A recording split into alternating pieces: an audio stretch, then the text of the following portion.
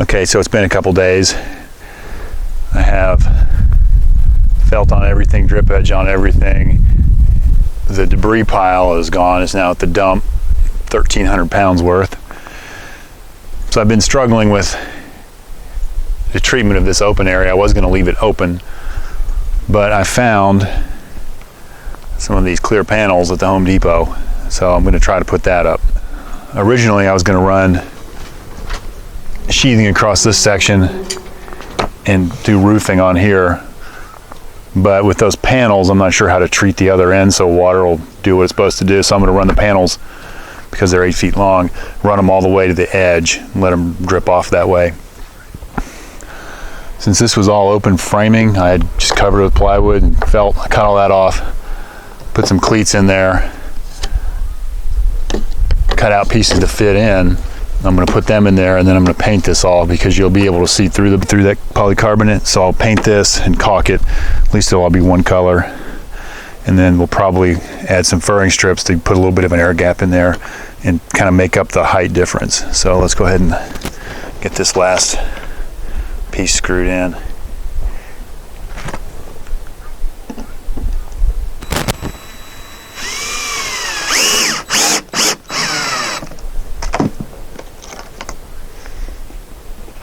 I nailed the rest, but this one right here is sistered on the bottom, and I'm afraid if I shoot a nail through here, it's going to blow that piece out of the plywood.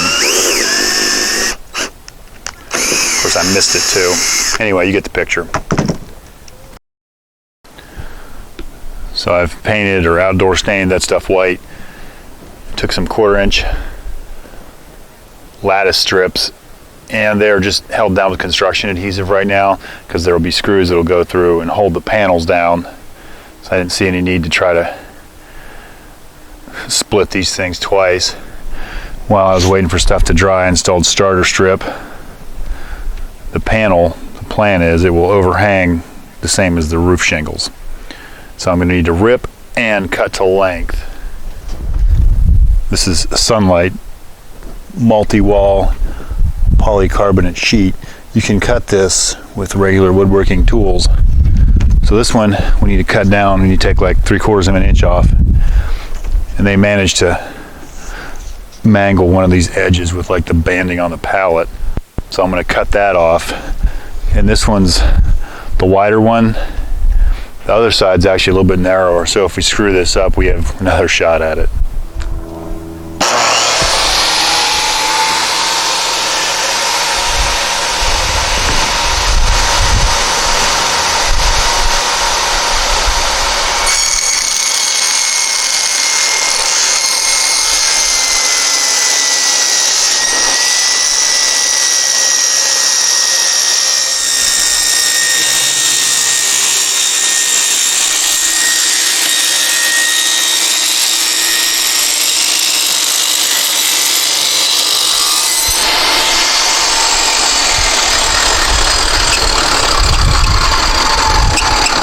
Okay, that didn't do too bad. I'm going to try cutting this cross cut here, circular saw, and see how that turns out.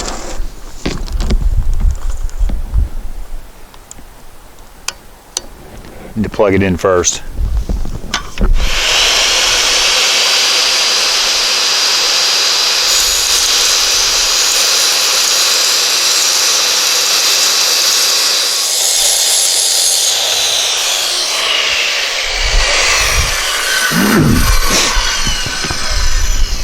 Alright, that cut pretty nice.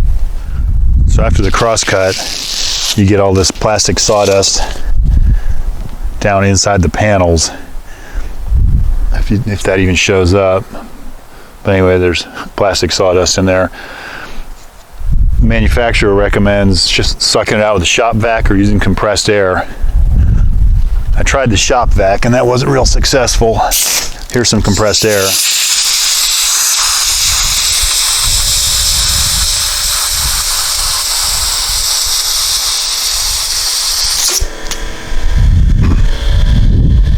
So that appears to work. So we'll let the compressor build up. Since this is my little tiny compressor, it's not really made for that. Let it build up and get the rest of that out of there. the instructions call to seal the upper end with some kind of impermeable tape, but I read some more and they said to use aluminum impermeable tape. I actually have some here for some strange reason, so we'll try that.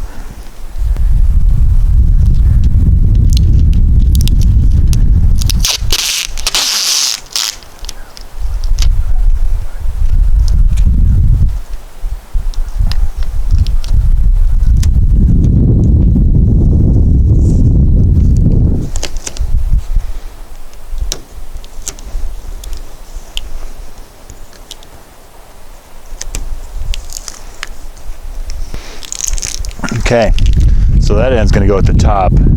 That'll keep stuff from getting in the top. The bottom calls for a different treatment. But for right now, let's get this thing put up. We're ready to attach it. But it just occurred to me that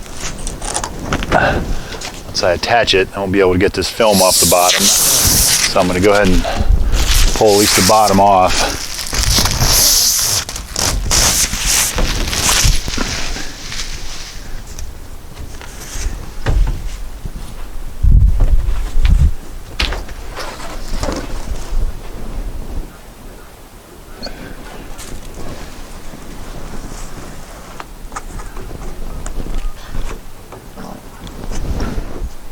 Manufacturer says this side with the printing on it goes up. It has UV protection. And it also says to leave some room for expansion, so I'm going to leave a little gap at the side. And I'm going to come down about 6 inches and I'm going to drill a hole.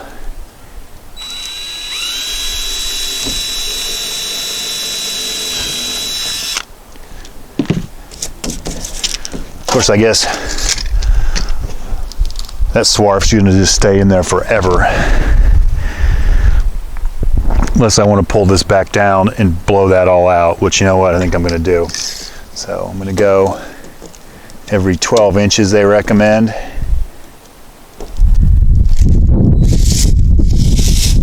It's one way to get it off.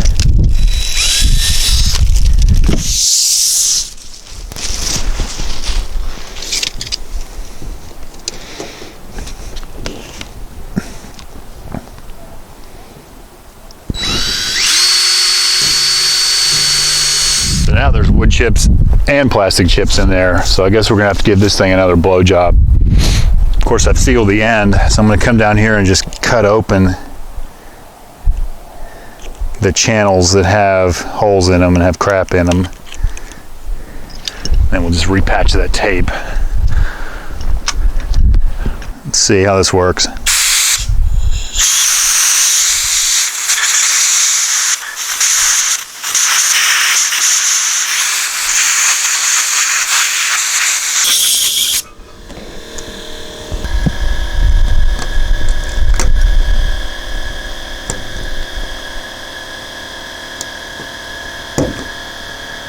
Let's try this again.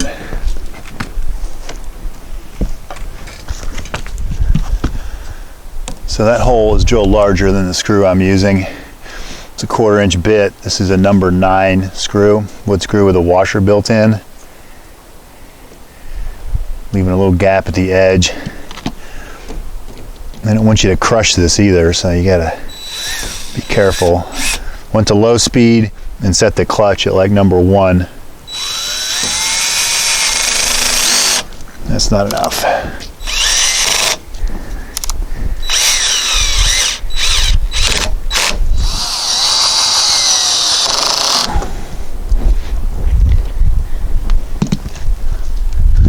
That's not all the way down.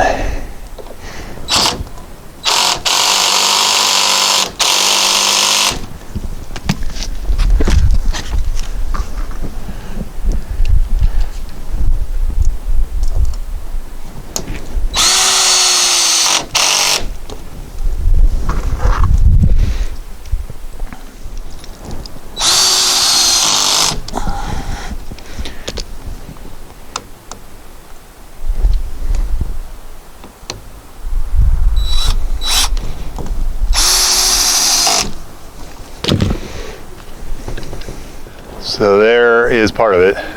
one side. I'm gonna make a custom like wood profile to hold this down in the middle, and then I'm gonna shingle over the outside.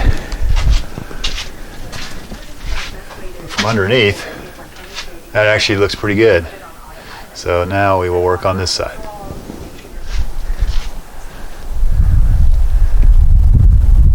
And Cooper's working on chewing on pieces of lattice, aren't you, Coop?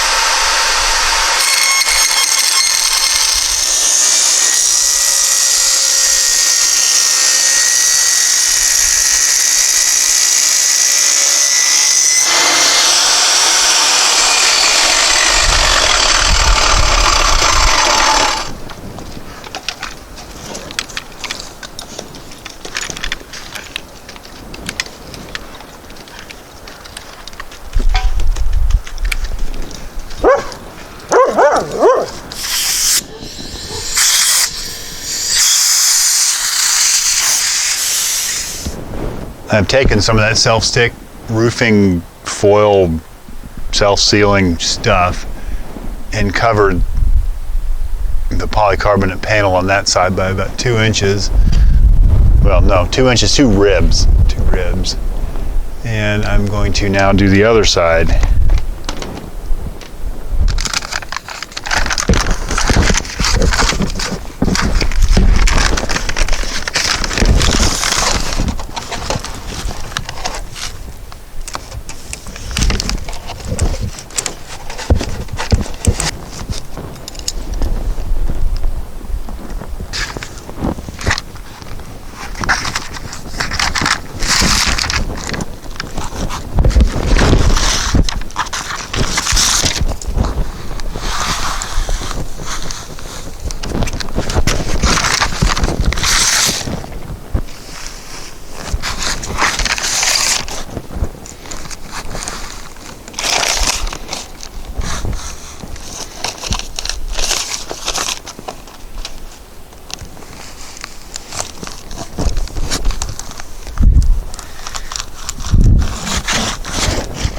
Just so it stays for now, I'm gonna shoot a couple nails in it.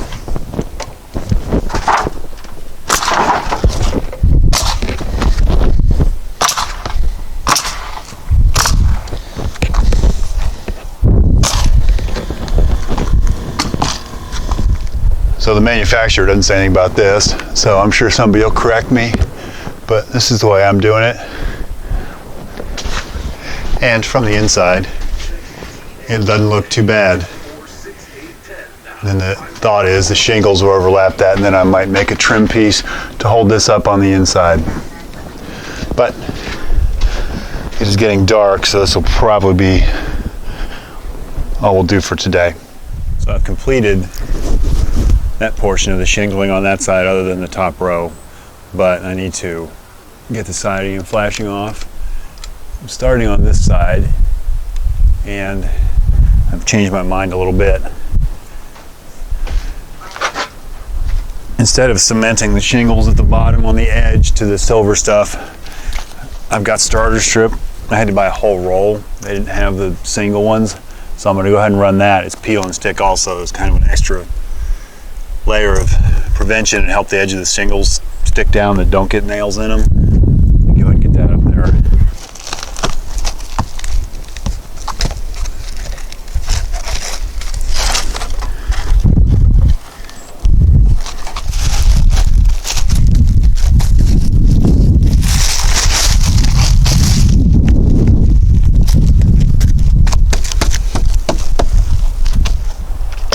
This particular manufacturer wants you to start with a full shingle, which I've done, and then cut 6 inches off, which I've done, and then 11 inches. So now we're to the 11 inch.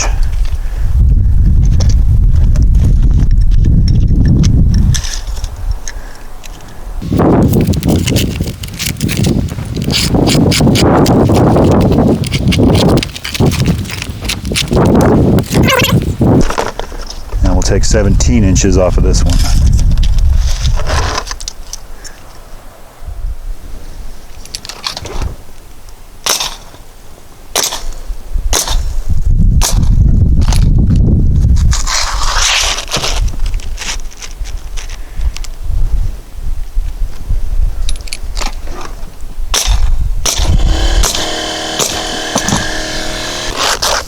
instructions call it, on these anyway, after the 4th course, to start over with a full shingle, which would come out, you know, right like that. I don't see why I couldn't use this 17-inch piece I cut off this one right here and still has the same overlap.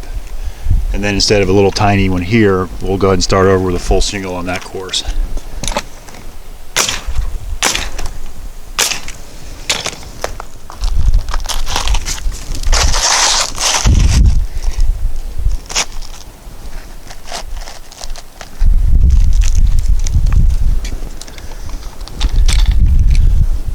Manufacturer recommends 4 nails or 6 in high wind applications, and since this is the north side of the house and this is where hurricane winds tend to come in, I'm going to go ahead and put 6 in these, plus I've got a whole case of nails I'll never use.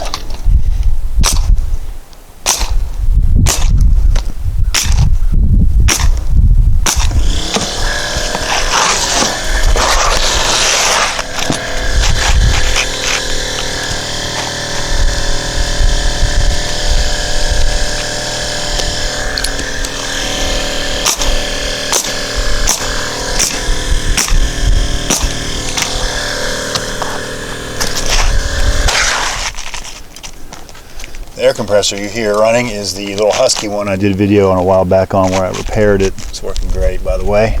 This is a perfect application for it.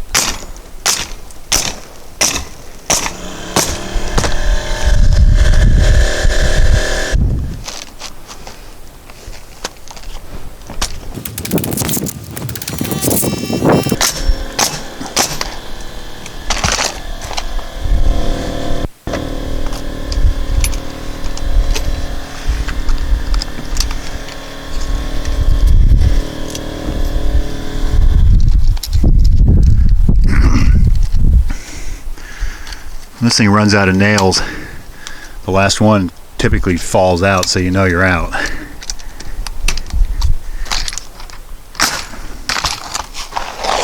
I assume that's by design.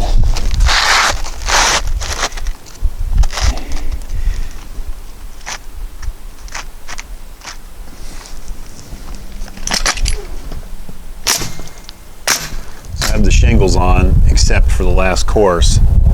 I'm going to have to take the siding off and get that flashing off before they can go up there, and kind of running out of daylight. I can actually, if need be, can wait till we're here next time. It's pretty much protected.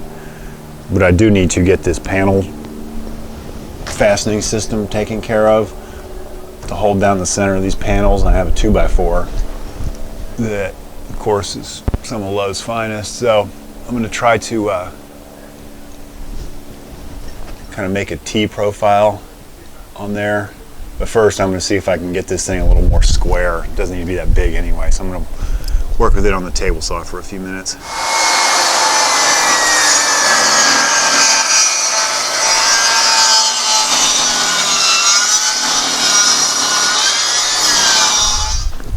Let's see if it even comes close to fitting.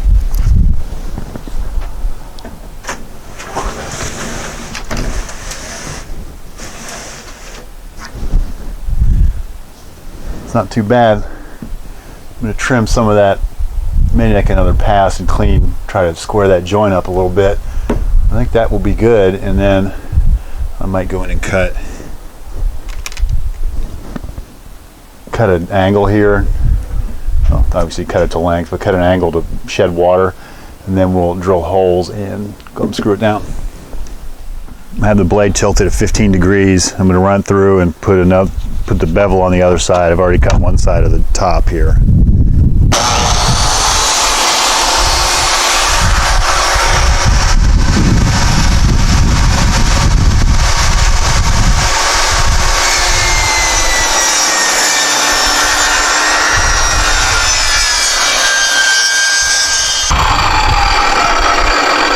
So that profile should shed some water, and then we'll need to cut the end angle right, and then we'll mark and drill some holes and screw it down. But I don't have any wood screws long enough, and today's New Year's Day. I don't really feel like going to the store right now, so we will get those tomorrow. Hopefully get this thing up there and get the rest of this done tomorrow.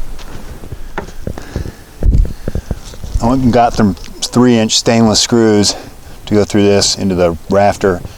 And I pre-drilled holes every 12 inches to match these. And now I'm going to drill into the rafter a little bit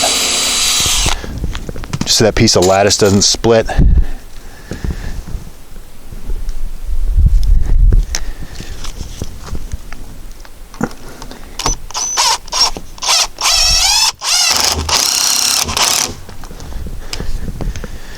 Then I'll just work my way up.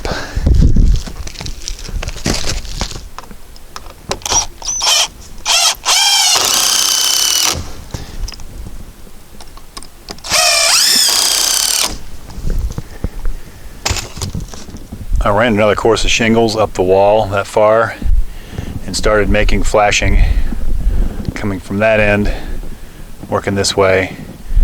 Since the wind will come in typically from this direction, I overlapped it that way so nothing will drive under it from that way. For right now, there's trees and everything blocking a lot of the wind from this side. I'll show you how I made the flashing.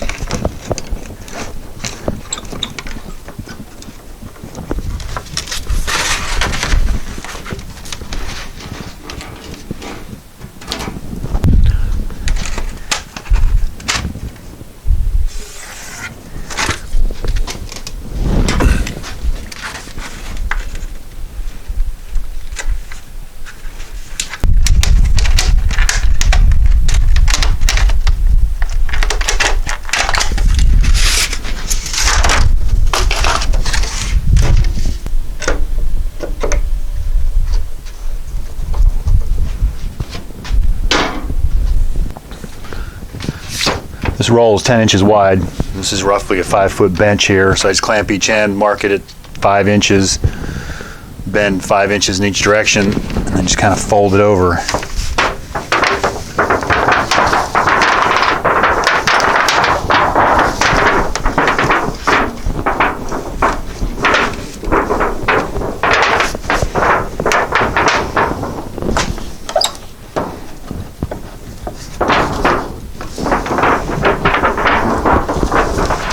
Where the ends want to curl, you can kind of just tweak it. Ideally, I'd like this to be thicker, but this is all they had. Tucked it up under the house wrap. Put some roofing cement dabs under here to hold it down, and then where the overlap is, kind of press it into that.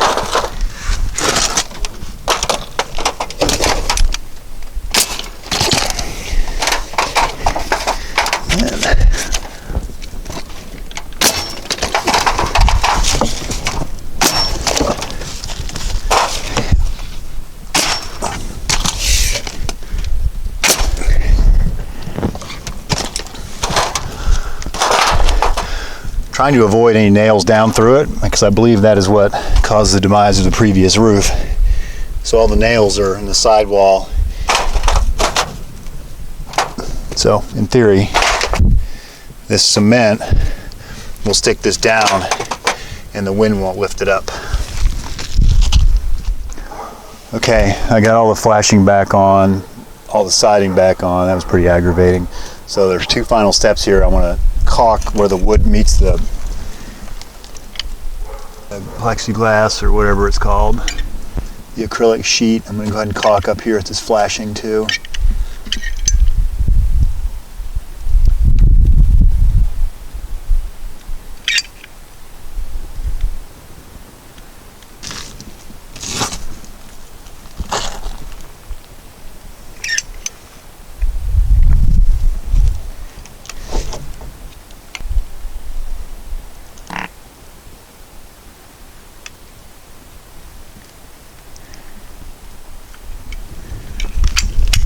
Okay, now I'll do the other side and then we'll be done on the roof.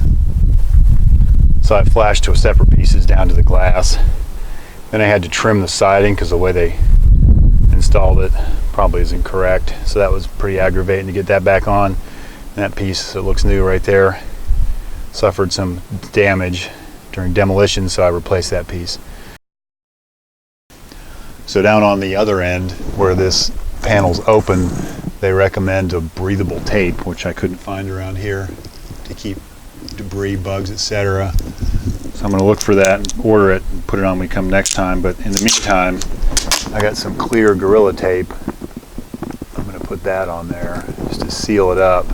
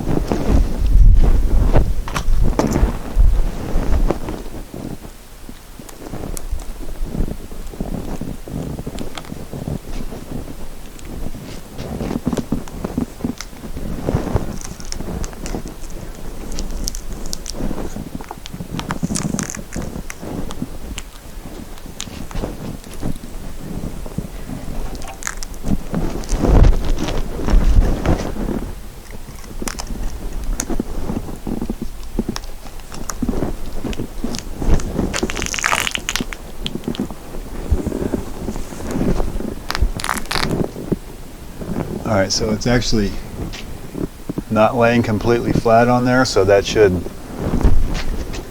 let some air go in and out so condensation doesn't build up.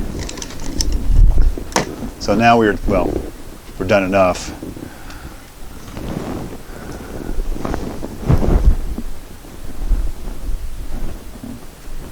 This soffit repair is going to have to wait till spring break when we come back, but for right now it should be fine.